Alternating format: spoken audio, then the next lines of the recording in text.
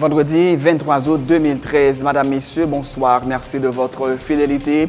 Bienvenue dans ce nouveau numéro de Pulsation Week-end. À la une de l'actualité, tout comme le Sénat, la commission d'enquête de la Chambre des députés sur le décès du juge Jean-Serge Joseph recommande la mise en accusation du président Michel Martelly, du premier ministre Laurent Lamotte et du ministre de la Justice Jean-Renel Sanon, coupables de parjure, soulignant que la rencontre du 11 juillet a bel et bien eu lieu. La commission demande également que des poursuites judiciaires soient engagées contre le doyen Raymond Jean-Michel et maître Gary Lissade. Le rapport a été remis ce vendredi au bureau de la Chambre basse. Discussion houleuse jeudi entre le nouveau secrétaire général de la présidence, Yves-Germain Joseph, et les membres de la commission finances du Sénat dans le cadre de l'analyse de la loi de finances 2013-2014. Les parlementaires sont restés sur leur soif. La présidence sollicite un budget de 2,360 milliards de gourdes pour l'exercice 2013-2014 contre 932 millions de gourdes pour l'exercice en cours. Le secrétaire général de l'ONU recommande une nouvelle réduction de 15% du nombre de casques bleus en Haïti du fait de l'amélioration de la situation sécuritaire dans le pays. Ban Ki-moon exprime cependant ses appréhensions par rapport à la situation politique, notamment le retard enregistré concernant la tenue des élections. Le secrétaire général de l'ONU appelle le gouvernement syrien à autoriser les inspecteurs onusiens présents en Syrie à enquêter sur une probable utilisation d'armes chimiques mercredi dans une banlieue de Damas. Si l'utilisation de telles armes est prouvée, leurs auteurs devront en assumer les conséquences, prévient Ban Ki-moon. Au moins 42 morts et des centaines de blessés dans 2 attentats à la voiture piégée à Tripoli, au Liban. Les attaques ont eu lieu après la prière du vendredi. Et dans l'actualité sportive, la presse espagnole a annoncé que Gareth Bale signera un contrat de 6 ans au Real Madrid pour la somme exorbitante de 99 millions d'euros. Selon le journal AS, le Gallois devrait être présenté aux Socios ce samedi. Madame, Messieurs, restez branchés pour le développement de ces titres et de bien d'autres.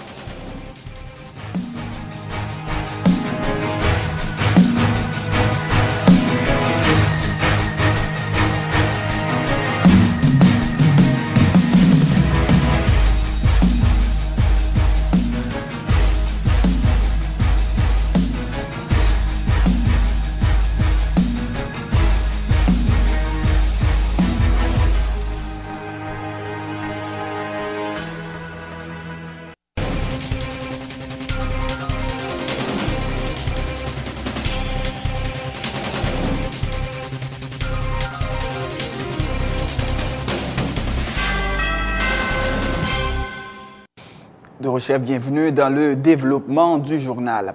À l'instar de la commission sénatoriale d'enquête sur la mort du juge Jean-Serge Joseph, la commission qui a travaillé sur le dossier à la Chambre basse recommande la mise en accusation du président Michel Martelly, du premier ministre Laurent Lamotte et du ministre de la Justice, maître Jean-Renel Sanon. Le rapport a été déposé ce vendredi au bureau de cette assemblée, informe le député Gluck Thérophile, membre de la commission. Il affirme que suivant les informations obtenues dans le cadre de l'enquête, le président Martelly, son premier ministre ainsi que le ministre de la Justice avaient effectivement rencontré le juge Joseph 2 jours avant son décès. Une rencontre au cours de laquelle des menaces ont été proférées contre le magistrat. La commission demande également que des poursuites judiciaires soient engagées contre le doyen Raymond Jean-Michel et maître Gary Lissade. Effectivement, journée jeudi vendredi qui c'est 23 août là, nous avons déposé rapport à pas devant bureau Chambre députée. Donc là, nous-mêmes, mission nous censée finir, nous bien tout simplement pour nous soutenir en assemblée. Mais en ce qui a trait à notre travail, tout est terminé. Recommandation simple et c'est Constitution même qui dit le président de la République étant garant de la bonne marche des institutions, quand il trouve impliqué dans une démarche côté que l'a cherché, influencer, l'a cherché, vassaliser l'autre pouvoir, eh bien, tout comme le Sénat nous recommandait pour le Premier ministre, pour le ministre de la Justice et pour le président de la République, nous recommander la mise en accusation. Nous-mêmes, recommandations nous y basées sur la loi, y basées sur la Constitution, et il dit en cas que il y a une violation de la Constitution, en cas que il y a gens de bagaille ça, mais qui ça que vous demandez. Donc, ce n'est pas en question de calcage, ce n'est pas en question de copiage, c'est tout simplement en question de mise en application de la loi et la loi mandée pour ces mises en accusation. Nous inspirons de rapport Sénat. Non. Pour le moment, côté ma parole là, nous-mêmes, nous pas gagné qu'une lecture, nous avons choisi. Toutes les connaissances nous gagnons de rapport Sénat, nous pas empêcher nous faire nouvelles, c'est ça nous tendez dans nouvelle.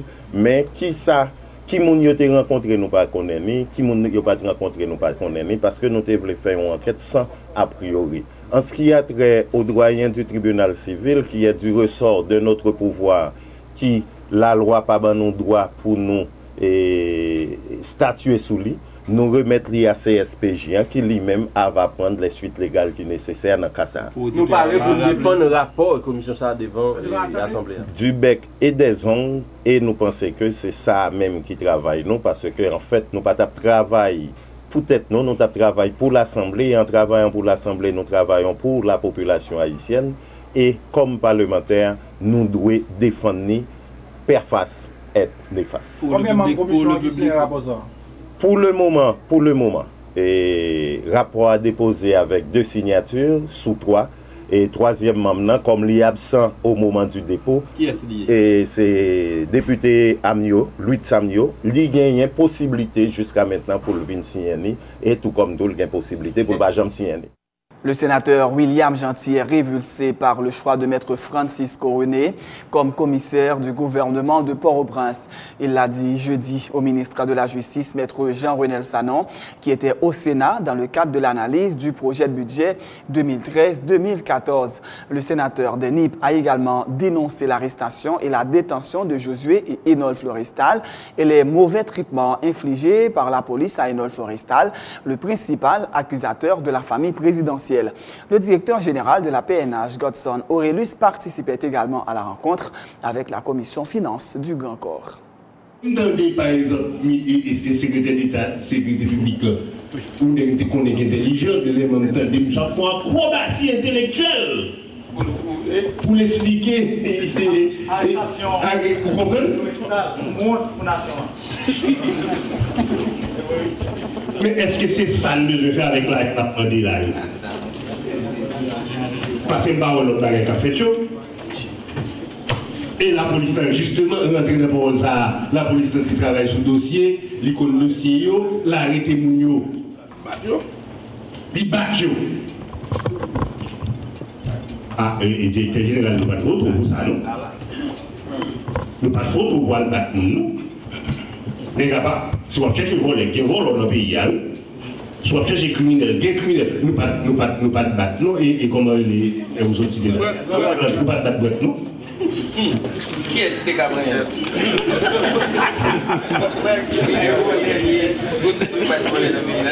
Monsieur, moi-même pense, si nous voulons faire barrage, avec le sens du sécurité, parce que c'est politique qu'on a fait. Chaque sac, il n'y a pas de hasard dans la vie, il n'y a pas besoin d'adouter de hasard dans la politique. Chaque sac qu'on fait, il y a un bagaille.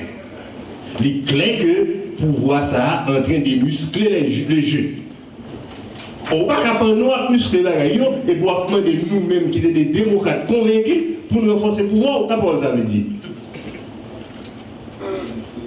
On te pense à un vin là où tu as des gages, où tu as vu des signaux qui montrent que ça nous ça n'a constaté pas ça. Nous pensons que tu as venu là avec les deux, comment les Florestal ou Libério, nous pensons que tu as révoqué. Monsieur Souffle, monsieur semblait Francisco René à son en pile, mettez le chef cabinet.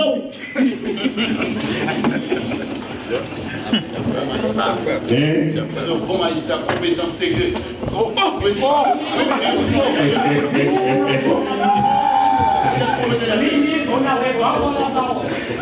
tout cas, c'est pas ça qu'on a fait là. Bon.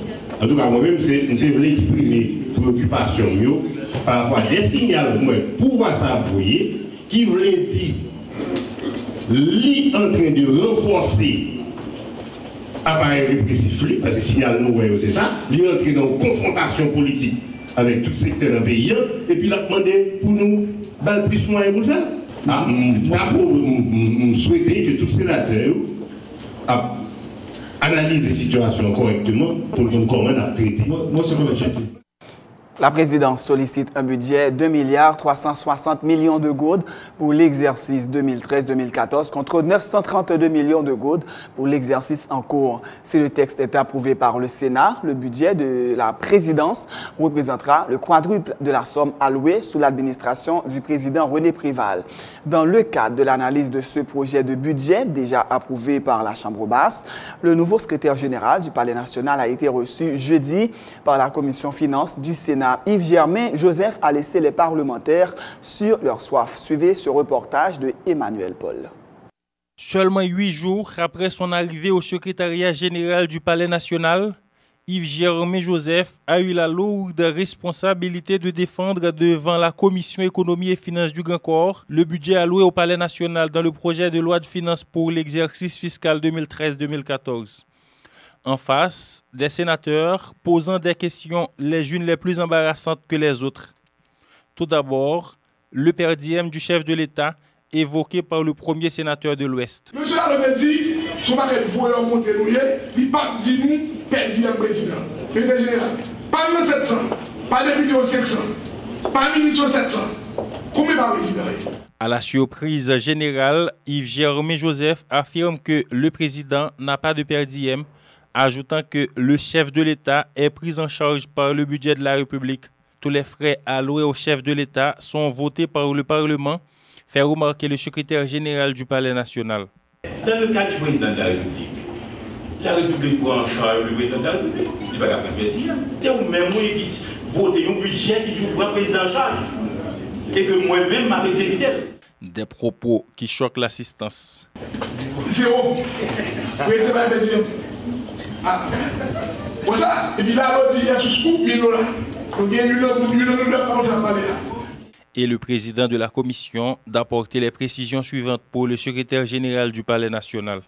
Consultation spéciale contre le président qui est évaluée à 1% des prévisions budgétaires. Les prévisions étaient de 2013 de 45 milliards de gourdes. Les prévisions, la dotation était de 45 millions pour le compte du président et 45 millions pour le compte du premier ministre. Autre question brûlante, le salaire mensuel du fils aîné et de la femme du chef de l'État. Olivier Martelly et Sophia Martelly perçoivent respectivement 200 000 et 250 000 gourdes par mois contre 121 000 gourdes pour un ministre. Une situation anormale, martèle le président de la commission anticorruption du Sénat. La première dame a un salaire de 250 000 gourdes. Le premier fils a un salaire de 200 000 gourdes. Le ministre des Finances a un salaire de 121 000 gourdes. Le président de la Cour de cassation a un salaire de 121 000 gourdes. Le président du Sénat a un salaire de 121 000 gourdes. D'accord. Comme gestionnaire, est-ce que c'est normal pour le fils du président qui a 25 ans, aucune expérience professionnelle, toucher 2 fois plus que le ministre des Finances? D'accord. Est-ce que c'est normal? Que le chef de l'État recrute ses employés au sein de la famille, cela ne pose aucun problème pour le secrétaire général du Palais national, pourvu que ce n'est pas interdit par la loi. Le président de la République, s'il a recruté X, Y ou Z, recruté en fonction du besoin, en fonction du salaire qu'on a fait. Si la loi n'a pas interdit de recruter petit ou bien madame, ou bien soeur ou frère, ce sont des citoyens capables de répondre à un ensemble de besoins que le président a besoin. Moi, je ne vois vraiment. Une réponse qui a soulevé l'ire des sénateurs. Si l'administrateur parle, il faut assumer, vous ne pouvez pas prendre un job là, ou prendre un job là, moi, je ne peux pas dire ça. Moi, combien vous avez délégation président, ou pas en répondre, ou t'es là déjà, ou une semaine. Combien vous dites président, ou pas combien? Je vais me rappeler, en tant que secrétaire général ou bien rang de ministre, ou responsable comme tous les ministres devant le Parlement, pour votre décharge ministérielle.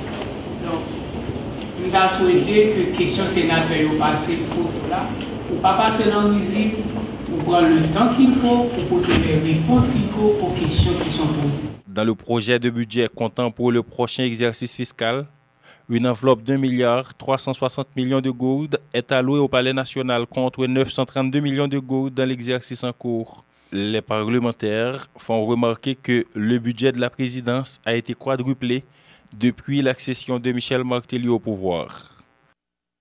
Le secrétaire d'État à la réforme fiscale, Ronald Desembre, a indiqué que l'augmentation des taxes sur certains produits prévus dans le projet de budget 2013-2014 participe de la volonté du gouvernement de stimuler la production locale tout en réduisant les importations. Plusieurs secteurs ont très mal accueilli ces nouvelles mesures qui vont entraîner une augmentation du coût de la vie alors que le pays est déjà en proie à des sérieuses difficultés. Mais le secrétaire d'État à la réforme fiscale fait savoir que l'adoption de ces mesures vise à stimuler la production locale et cela, ajoute-t-il, va favoriser une réduction du taux du chômage et la création de richesses dans l'économie haïtienne. Lorsqu'on a parlé d'emploi, on a parlé de croissance économique dans le pays, lorsqu'on a parlé de développement, lorsqu'on a parlé de création d'entreprises, lorsqu'on a parlé de lutte contre le chômage, eh bien, nous pensons que un instrument que nous disposons, parmi tant d'autres, mais nous pensons que l'instrument ça, c'est un instrument fondamental lié et qui est à la portée de nous que nous devons utiliser pour que nous ayons des réponses positives à des problèmes. Au niveau du ministère des Finances, nous avons articulé une autre réflexion. Nous dit que on utilise l'instrument ça pour que nous fassions que, ou bien nous promouvoir la croissance dans l'État, nous au moins nous capables de créer emploi, parce que tarifs là sont instruments privilégiés liés en matière de politique industrielle, en matière de politique commerciale. L'on pays dit attirer investissement, l'on pays dit que livrer et mener en politique de concurrence face aux autres produits étrangers et dans certains cas de mauvaise qualité qui peuvent entrer dans un pays suite à l'importation, eh bien nous dit que on utilise l'instrument ça que nous avons pour nous résoudre le problème ça. On tarif, il gagne trois fonctions fondamentales. Il y a une fonction économique, fonction, ça veut dire une fonction économique, une fonction d'attirer, je voulais de sauvegarder l'investissement, d'attirer l'investissement, fonction économique. Les gagnants s'ouvraient en fonction sociale tout, parce que le tarif là doit utiliser à certains égards pour protéger certains produits nocifs pour la société. Et puis il y a une fonction fiscale. En fonction fiscale. La fonction fiscale là, il dit que en fonction qui chita seulement sous recette l'État. Et pour le fonction fiscale là, il faut augmenter les taxes. Et puis là, c'est ça seulement qui objectif ou qui priorité, c'est faire l'argent rentrer dans la caisse de l'État. On n'arrive pas qu'à gagner seulement pour jouer rôle fonction fiscale, c'est-à-dire fonction pour que c'est l'argent la rentrer seulement. Nous dit que faut tarif là jouer un autre rôle, un rôle de politique, un rôle d'instrument de politique économique, de politique commerciale. Le gouvernement annonce un train de mesures en vue de renforcer le secteur agricole de manière à pouvoir payer la note du programme Petro-Caribé à travers les exportations de produits agricoles vers le Venezuela. Le ministre de l'Agriculture, Thomas Jacques, a fait savoir qu'actuellement, l'équipe en place est en train de transformer la politique d'importation en une véritable politique de production locale, notamment les produits de grande consommation que sont le maïs, les haricots et les céréales. L'objectif, dit l'agronome Thomas Jacques, est de parvenir à une situation où l'on sera en mesure d'exporter des produits agricoles pour un montant de 12 millions de dollars par année vers le Venezuela sans réduire la quantité consommée localement. Le marché Venezuela représente une opportunité pour le secteur agriculture parce que chaque fois qu'on joue un marché qui est sûr, mais le sol capable de planifier production. Dans ce sens-là, nous disons que c'est vraiment une opportunité. Maintenant, comment profiter de cette opportunité alors que nous avons parlé de... alors qu'au niveau de notre pays, où à peine à produit pour satisfaire 45% des besoins alimentaires, il y a à peu près 55% qu'on a comblé par une politique d'importation. Une politique d'importation qui est là depuis des idées et des lustres, et que nous-mêmes aujourd'hui, dans le cadre du gouvernement, nous prenons les mesures nécessaires pour que nous transformions la politique d'importation en politique de production locale pour que nous soyons capables de diminuer au fur et à mesure sur l'importation de produits agricoles. Donc, dans ce sens, nous réfléchissons, nous disons que les produits de grande consommation, ça veut dire que maïs, haricots, etc., nous ne pouvons pas faire un grappillage. Ça veut dire que nous pourrions aller, le fait que semaine ça, et maïs, et dans le sud, maïs la Tibonite, nous pourrions prendre maïs et puis nous revenir là. Parce que ça va gagner rapidement un effet sur le marché local. Donc dans ce sens, nous dit que avec des stratégies de contractation d'entreprises agricoles qui sont structurées, nous sommes capables de faire des contrats de production avec les entreprises qui eux-mêmes vont produire spécifiques pour le marché vénézuélien. Et le ça, ce n'est pas retirer sur ça, nous produisons déjà, nous produisons en plus. Qu'on partie que nous pouvons vendre sur le marché vénézuélien et qu'on reste partie qui peut vendre sur le marché. Nous avons une facture pétrolière à peu près de $1 million par mois. Et que moi-même, je travaille sur chiffre ça. Ça veut dire que je me dis tête moi, pour une année, je à peu près un marché de $12 millions qui vient une opportunité pour le secteur agriculture. Donc, pour moi mettre $12 millions, ça ou bien $1 million par mois, qui ça m'a fait, qui travail m'a fait, qui pour permettre que, au lieu de me mettre comme ça, cash, d'accord, moi, dans le mode monnaie Haïti, ou laver comme ça, ou permettre que nous faisons produit avec lui et puis nous vendons. Donc on y a de l'eau à boire. Parce que nous créons une richesse à partir de comme ça. Le secrétaire général de l'ONU, Ban Ki-moon, recommande une nouvelle réduction de 15% du nombre de casques bleus en Haïti du fait de l'amélioration de la situation sécuritaire dans le pays. De 6 270 hommes, l'effectif des soldats de la MINUSTA passera à 5 021 d'ici à juin 2014. Dans un rapport au Conseil de sécurité, Ban Ki-moon explique que le programme de formation de la police nationale haïtienne se déroule comme prévu et que la situation de sécurité montre des signes d'amélioration progressive. La nouvelle promotion de la PNH, qui terminera sa formation en novembre, portera l'effectif policier total à 11 200 agents, l'objectif étant d'atteindre 15 000 policiers actifs en 2016. Cependant, le secrétaire général de l'ONU exprime ses appréhensions par rapport à la situation politique. Le processus démocratique en Haïti reste fragile et il se dit très préoccupé des retards enregistrés dans le calendrier pour les élections partielles, sénatoriales, municipales et locales.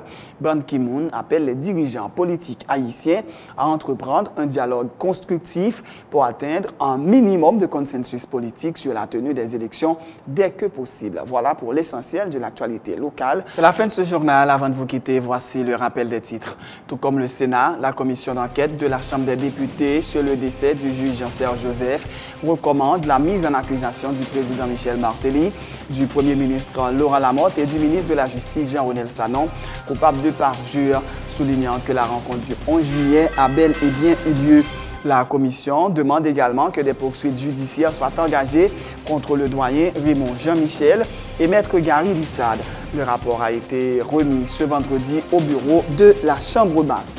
Discussion houleuse jeudi entre le nouveau secrétaire général de la présidence, Yves Germain Joseph, et les membres de la commission finances du Sénat dans le cadre de l'analyse de la loi de finances 2013-2014. Les parlementaires sont restés sur leur soif. La présidence sollicite un budget de 2,360 milliards de goudes pour l'exercice 2013-2014 contre 932 millions de goudes pour l'exercice en cours. Le secrétaire général de l'ONU recommande une nouvelle réduction de 15% du nombre de casques bleus en Haïti du fait de l'amélioration de la situation sécuritaire dans le pays. Ban Ki-moon exprime cependant ses appréhensions par rapport à la situation politique, notamment le retard enregistré concernant la tenue des élections. Le secrétaire général de l'ONU appelle le gouvernement syrien à autoriser les inspecteurs onusiens présents en Syrie à enquêter sur une probable utilisation d'armes chimiques mercredi dans une banlieue de Damas. Si l'utilisation de telles armes est prouvée, leurs auteurs devront en assumer les conséquences, prévient Ban Ki-moon. Au moins 42 morts et des centaines de blessés dans 2 attentats à la voiture piégée à Tripoli. Les attaques ont eu lieu peu après la prière du vendredi. Et dans l'actualité sportive, la presse espagnole a annoncé que Gareth Bale signera un contrat de 6 ans au Real Madrid pour la somme exorbitante de 99 millions d'euros ce week-end. Selon le journal AS, le Gallois devait être présenté aux Socios ce samedi. C'est la fin de ce journal. Merci de l'avoir suivi. Bonne suite de programme et bon week-end sur Télé Pluriel.